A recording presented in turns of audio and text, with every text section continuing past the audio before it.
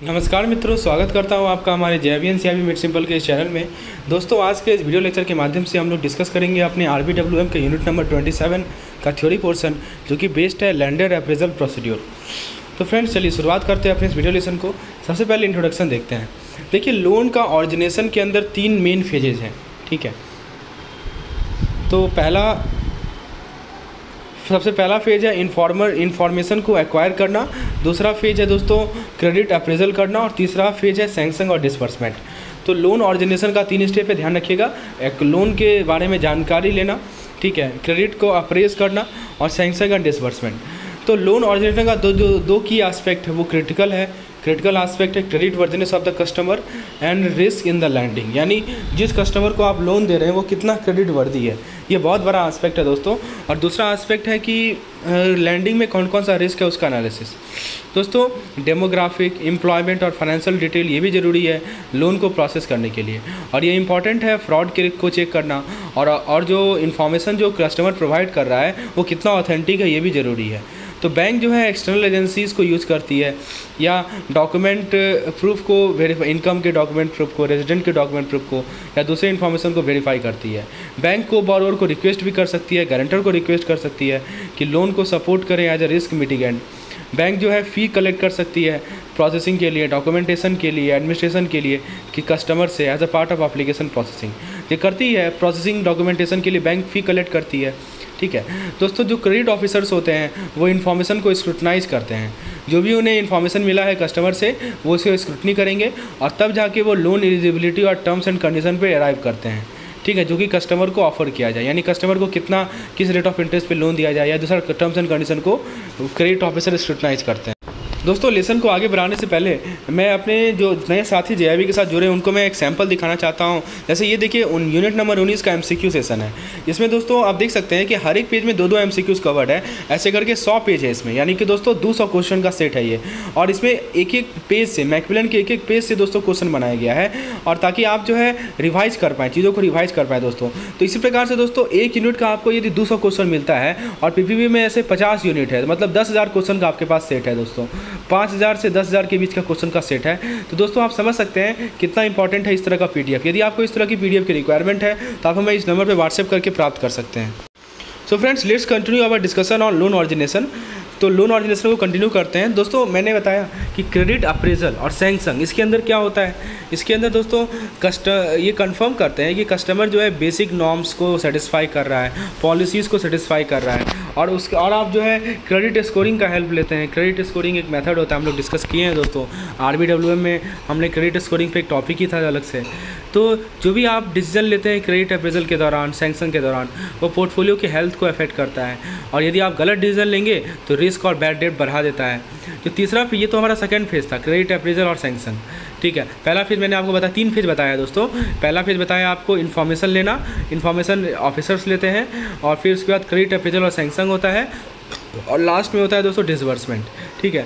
तो दो फेज़ तो हमने देखा कि सबसे पहले आपको जानकारी लेना है, ठीक है, जो भी कस्टमर अपने उसकी क्या क्या जानकारी दी गई है उस हिसाब से आप उसके लोन की एलिजिबिलिटी को डिसाइड करेंगे, टर्म्स एंड कंडीशन को डिसाइड करेंगे।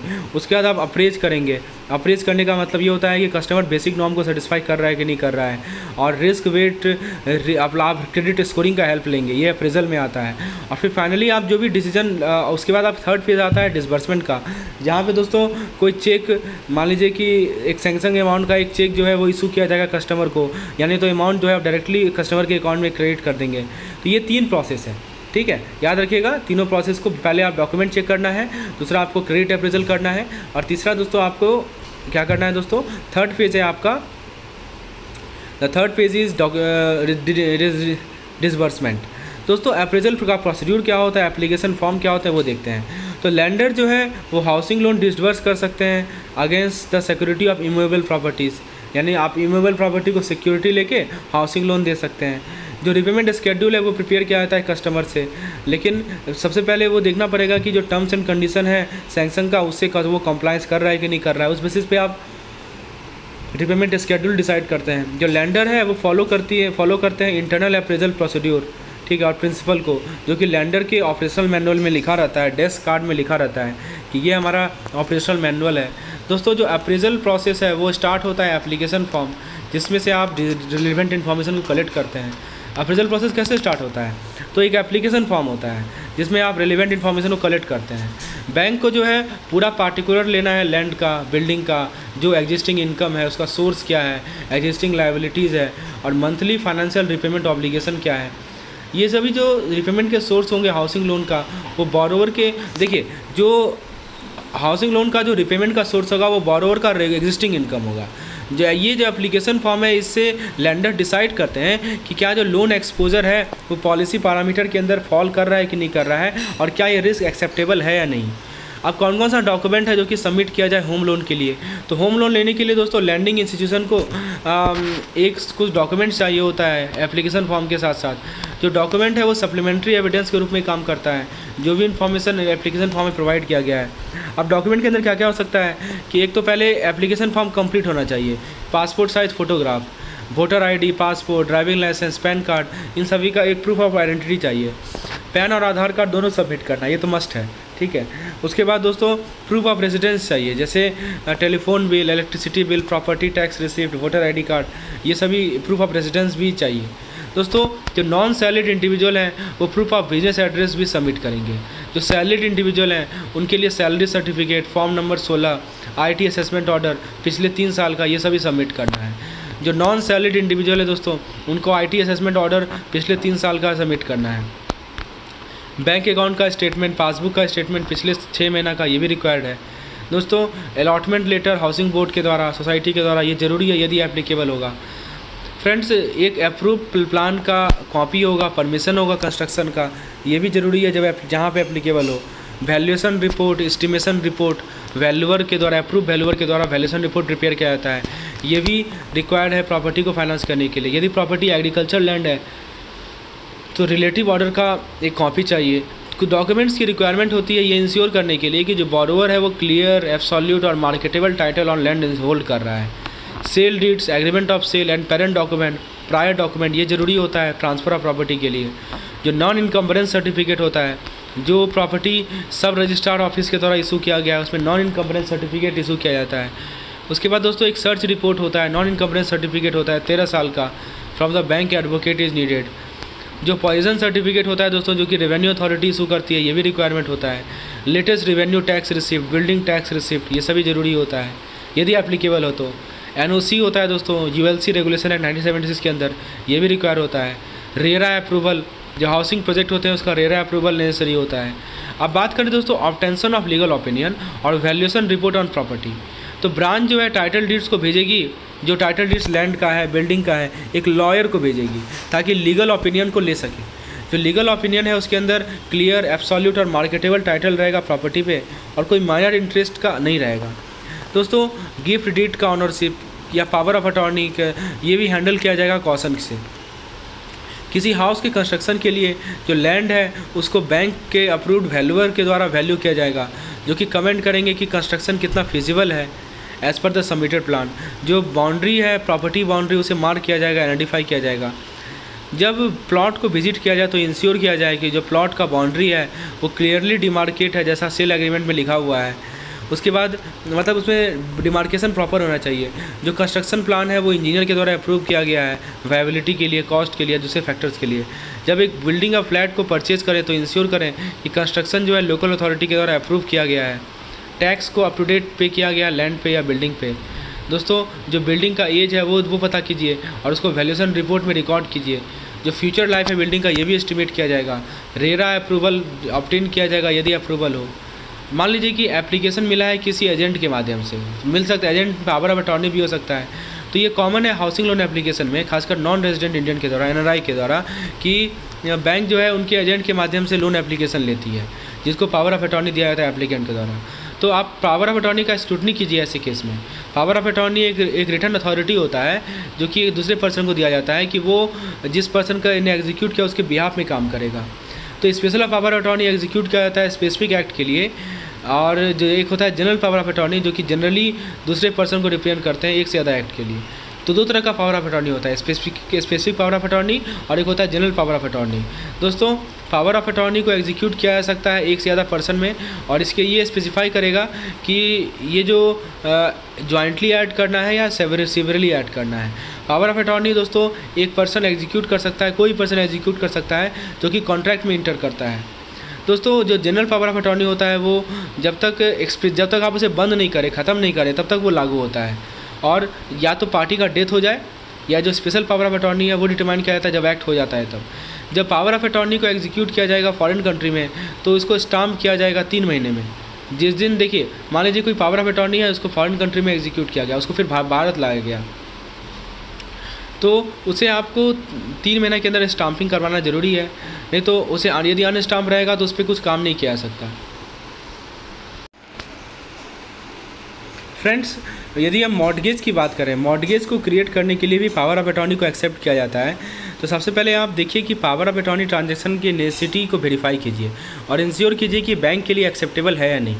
आप दोस्तों पावर ऑफ अटॉर्नी स्टिपुलेट कीजिए कि पावर ऑफ अटॉर्नी जो है सब रजिस्ट्रार के पास रजिस्टर्ड होना चाहिए यदि मॉर्टगेज क्रिएट करने के लिए पावर ऑफ अटॉर्नी को एक्सेप्ट करना है, और वो जो पावर ऑफ अटॉर्नी है वो इर्रिवोकेबल होना चाहिए। पावर ऑफ अटॉर्नी के अंदर दोस्तों स्पेसिफिक पावर ऑथराइजेशन होना चाहिए ताकि वो जो पावर ऑफ अटॉर्नी होल्डर है वो मॉर्टगेज कर सके प्रॉपर्टी को जो स्केड्यूल में लिखा हो। एक टाइटल ओपिनियन लीजिए पैनल एडवोकेट से और इंसिस्ट कीजिए कि पेरेंट डॉक्यूमेंट को प्रोड्यूस किया जाए। कन्फर्मेशन लीजिए दोस्तों, कन्फर्मेशन किससे लेना है, प्रॉपर्टी के ऑनर से, तब जाके आप लोन रिलीज कीजिए। स्केड्यूल कीजिए प्रॉपर्टी को, schedule of the property to be mortgage should be fully described. दोस्तों इंश्योर कीजिए कि प्रिंसिपल जो है वो लाइव हो जिस दिन मॉर्टगेज क्रिएट किया जाए।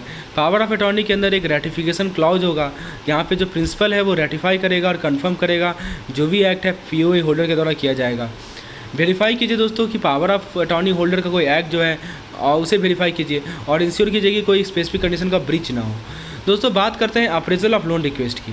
तो जो अप्रेजल प्रोसेस होता है दोस्तों उसके अंदर आप इन्फॉर्मेशन को वैलिडेट करते हैं जो कि लोन एप्लीकेंट ने प्रोवाइड किया है अलग अलग सोर्स से। जैसे कुछ क्रेडिट वेरिफिकेशन एजेंसीज़ होते हैं, जो प्रॉपर्टी अप्रेजर्स होते हैं, बैंक के सॉलिसिटर होते हैं। जो वैलिडेटेड इन्फॉर्मेशन होता है उसे चेक किया जाता है बैंक के पॉलिसी के against, budgetary guidelines, risk management practice और कोई नेगेटिव लिस्ट के अगेंस्ट। बहुत सारी एग्रीमेंट्स, लेटर, एप्लीकेशन फॉर्म्स की ज़रूरत पड़ती है अप्रेजल प्रोसेस में, जैसे housing loan application, appraisal form, term loan agreement home finance के लिए। उसके बाद दोस्तों एक गारंटी एग्रीमेंट होता है, एक अरेंजमेंट लेटर होता है हाउसिंग फाइनेंस के लिए, equitable mortgage intent letter, equitable mortgage confirmation letter. Other document जो कि रिक्वायर होती है लेटर ऑफ जो इसके अंदर दोस्तों एक लेटर होता है जो कि बोरोवर अपने एम्प्लॉयर को एड्रेस करता है। एक अंडरटेकिंग लेटर होता है बोरोवर से कि कंस्ट्रक्शन जो है तभी कैरी किया जाएगा अप्रूव प्लान के अनुसार। एक लेटर होता है जो कि बोरोवर्स के एम्प्लॉयर बैंक को एड्रेस करते हैं। एक मॉर्टगेज डीड होता है, मॉर्टगेज कन्फर्मेशन लेटर होता है। ये सभी लेटर्स होते हैं दोस्तों। अब बात करें दोस्तों होम लोन के अप्रेजल फॉर्म की। So let's talk about appraisal form of a home loan. तो लैंडर के पास एक पॉलिसी होगा कि होम लोन के एप्लीकेशन को एक्सेप्ट किया जाए। अब एलिजिबिलिटी क्राइटेरिया के अंदर preferred age group, minimum income level, credit score, approved area, ये सभी आ सकते हैं। लैंडर के पास एक नेगेटिव लिस्ट होगा डिस्क्वालिफिकेशन का। दोस्तों एक RAAC होता है, रिस्क एसेट एक्सेप्टेंस क्राइटेरिया होता है। इसे फॉलो करना, इसे डेवलप करना ताकि पोर्टफोलियो क्वालिटी को मेंटेन किया जा सके। एलिजिबिलिटी क्राइटेरिया को छोड़ना इंडिविजुअल क्रेडिट ऑफिसर तक। इस कारण से दोस्तों आपका क्रेडिट स्टैंडर्ड इनकंसिस्टेंट हो सकता है। दोस्तों देखिए यहाँ पे आपके सामने कुछ प्रोसेस दिखाया गया है।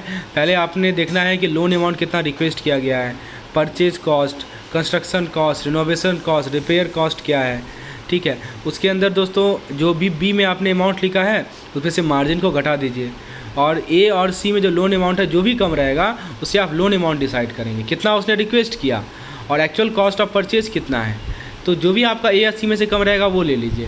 पैरामीटर 2 में आप देखिए कि ग्रॉस मंथली इनकम क्या है, ग्रॉस इनकम क्या है एप्लीकेंट का, स्पाउस का भी इनकम है या नहीं वो देखिए, अदर इनकम है या नहीं वो देखिए।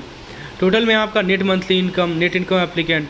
तो दोस्तों कुछ मल्टीपल्स होता है, ए का वो होता है सी कॉलम, सी रो हमारा, डी होता है बी का मल्टीपल और ई होता है लोन अमाउंट सी और D whichever is higher. तो सी और डी हमारा लोन अमाउंट होता है। तो दोस्तों एक इस तरह से हम लोग लोन अमाउंट डिसाइड करते हैं, ठीक है। फिर आप एज देखेंगे, लीगल ओपिनियन देखेंगे, वैल्यूएशन डिटेल देखेंगे, इंस्पेक्शन डिटेल देखेंगे, रेट ऑफ इंटरेस्ट क्या है, फ्लोटिंग चार्ज है या फिक्स चार्ज है, सिक्योरिटी का क्या डिटेल है, कोलेटरल का क्या वैल्यूज़ है वैल्यूएशन के माध्यम से, रिपेमेंट का क्या डिटेल रहेगा, other charges, litigation detail, disbursement detail, पहला स्टेज में कितना डिसबर्स होगा। फिर दोस्तों एक फॉर्मेट होता है जो कि बैंक यूज़ करती है हाउसिंग लोन असेसमेंट का, कि कंस्ट्रक्शन ऑफ हाउस के लिए कितना स्क्वायर फीट एरिया होगा, प्रपोज बिल्टअप एरिया कितना है, आर्किटेक्ट का फ़ी कितना है, कंस्ट्रक्शन का कॉस्ट कितना है, फ्लैट के केस में ये सभी प्रोसेस है दोस्तों। तो इस प्रकार से टेबलर फॉर्मेट में आपको बताया गया है कि क्या क्या चीज़ को ध्यान में रखना होता है। दोस्तों कुछ रिलेवेंट इशूज़ होते हैं प्री सैंक्शन स्टेज में। सबसे पहला ये होता है कि जो हमारा फिक्स चार्ज और फ्लोटिंग चार्ज लोन है उसको प्री सैंक्शन स्टेज में ऑफर किया जाता है।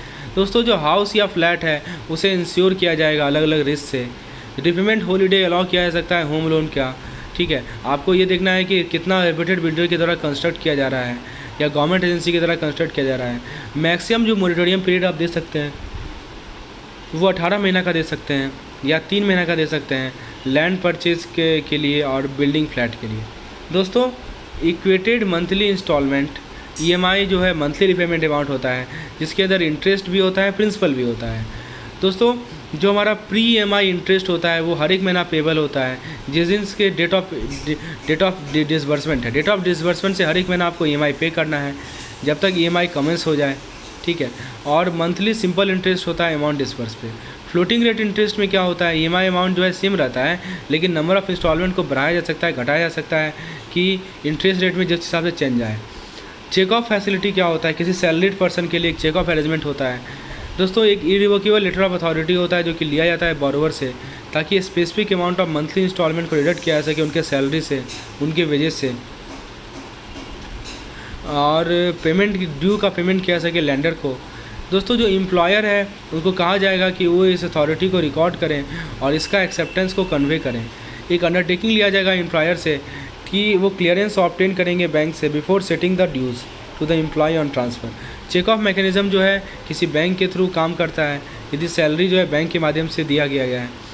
दोस्तों लैंडर के पास इन्फॉर्म होना पड़ेगा क्या क्या एम्प्लॉयमेंट सीजन में चेंजेस आ रहे हैं, बैंकिंग रिलेशन में क्या चेंज आ रहा है। दोस्तों गवर्नमेंट ऑफिसर्स के लिए जो कि ड्रॉ कर रहे हैं, डिसबर्स कर रहे हैं अथॉरिटीज़ को और हाउसिंग लोन ले रहे हैं, एक लेटर ऑफ अंडरटेकिंग लिया जाता है जो कि उनके लिए सफिशिएंट होता है। दोस्तों डॉक्यूमेंटेशन की बात करें तो डॉक्यूमेंटेशन एफर्ट के अंदर एक बहुत सारे सिक्योरिटीज़ डॉक्यूमेंट होते हैं जो कि लोन से रिलेटेड होते हैं, कुछ डॉक्यूमेंट्स होते हैं जो प्रॉपर्टी से रिलेटेड होते हैं। बैंक को बहुत सारी डॉक्यूमेंट्स चाहिए होती है इससे पहले कि लोन को डिसबर्स करे, जैसे DPN demand promissory note, term loan agreement for home loan, agreement of guarantee from the guarantor and letter authorising the bank to dispose of the procedure of loan to ensure the end use of fund. दोस्तों इसके अलावा bank को एक stamp letter of memorandum चाहिए होता है equitable mortgage का ताकि टाइटल डीड को डिपॉजिट कर सके, इस इंटेंशन के साथ कि हम एक इक्विटेबल मॉर्गेज को क्रिएट कर सके फाइनेंसिंग बैंक के फेवर में। क्या क्या डॉक्यूमेंटेशन चाहिए लोन के रिगार्डिंग, एक सबरोगेशन चाहिए मॉर्गेज एग्रीमेंट का, ये रिक्वायर होता है यदि अकाउंट का टेक ओवर किया जाए। यदि मान लीजिए कि बैंक में NSC में IBP में KBP में डिपॉजिट किया जा रहा है तो प्लेस डॉक्यूमेंट चाहिए, एक अंडरटेकिंग लेटर चाहिए बिल्डर से, ये वेरीफाई करने के लिए उन्होंने किसी नॉर्म्स को वायलेट नहीं किया हो। और यदि ये अंडरटेकिंग अवेलेबल नहीं है तो ब्रांच वेरीफाई करे कि जो भी फ्लैट फाइनेंस किया जा रहा है उसे अप्रूव्ड प्लान के वायलेशन में बिल्ड नहीं किया गया हो। एक इंडेमनिटी गारंटी लेटर चाहिए यदि बिल्डर के अपील किया अथॉरिटी को regularisation of the unauthorised construction, किसी अनऑथराइज कंस्ट्रक्शन के रेगुलेशन में केस में दोस्तों इंडेमनिटी लेटर चाहिए, एक वैल्यूएशन रिपोर्ट चाहिए इंजीनियर से, ठीक है। और इंजीनियर का जो वैल्यूएशन रिपोर्ट होगा वो 5 साल पुराना नहीं हो सकता, 5 साल से ज़्यादा पुराना नहीं हो सकता दोस्तों। लेकिन यदि फ्लैट जो है housing board state development authority के द्वारा एक्वायर किया गया है तो इंजीनियर का वैल्यूएशन जो है कोई ज़रूरी नहीं है। लीगल ओपिनियन बैंक के एडवोकेट का ज़रूरी है। एक डिक्लेरेशन रिक्वायरमेंट है बैंक के प्रिस्क्राइब फॉर्मेट में कि कहीं कोई रिलेटिव बैंक में तो काम नहीं कर रहे हैं, whether in relative working in bank, ये सब डिक्लेरेशन चाहिए। नो ऑब्जेक्शन सर्टिफिकेट चाहिए, हाउसिंग सोसाइटी से लेटर ऑफ अंडरटेकिंग चाहिए ताकि एक लीन मार्क कर सकें फाइनेंसिंग बैंक के फेवर में। अब अगले नेक्स्ट लेक्चर में हम लोग बात करेंगे documents relating to the housing property that will be available to the paid member. धन्यवाद।